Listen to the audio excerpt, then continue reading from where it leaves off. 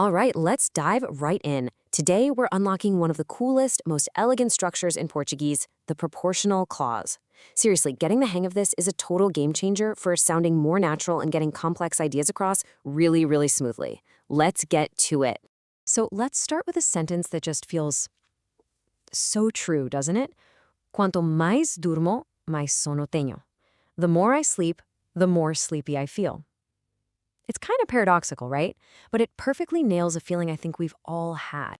You know, that very feeling is captured by this specific and actually very logical piece of grammar. We're going to break down exactly how it works so you can start using it to share your own brilliant and maybe paradoxical thoughts about the world. Okay, so first things first, we'll start by looking at what this structure actually is and what it's for. It's really all about connecting two ideas in a kind of cause and effect relationship. And here's the official term: proportional clauses. To put it simply, they're just a way to compare two things and show the result. The key thing to remember is that what you say first directly influences what you say second. So how do we actually build one? Let's look at the most common pattern, the one we saw in that very first example. It pretty much always kicks off with these two simple words, quanto mais. That translates literally to the more. This is your setup, right? It's the cause, the first half of our little equation. And then the second part, the effect, is just a comma and then mais. So the whole pattern is quanto mais this happens, mais that happens. It's just a perfect little cause and effect machine. And here it is in action. Quanto mais me explicas, mais confuso fico.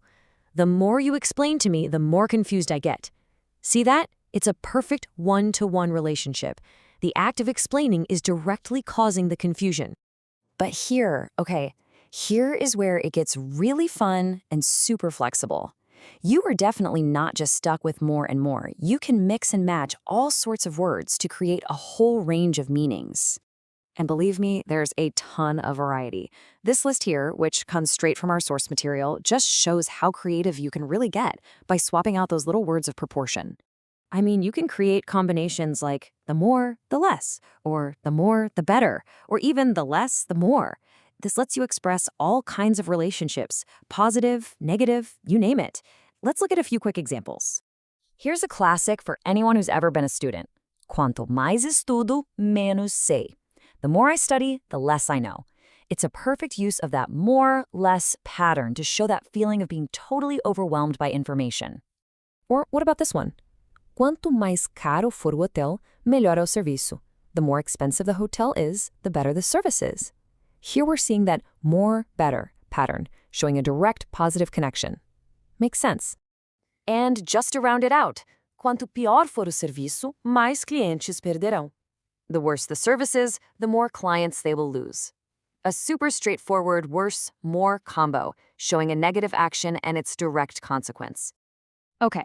So we've got the structure down. Now let's add a little touch of precision. The verb tense you pick for that first part of the sentence actually changes the meaning of it.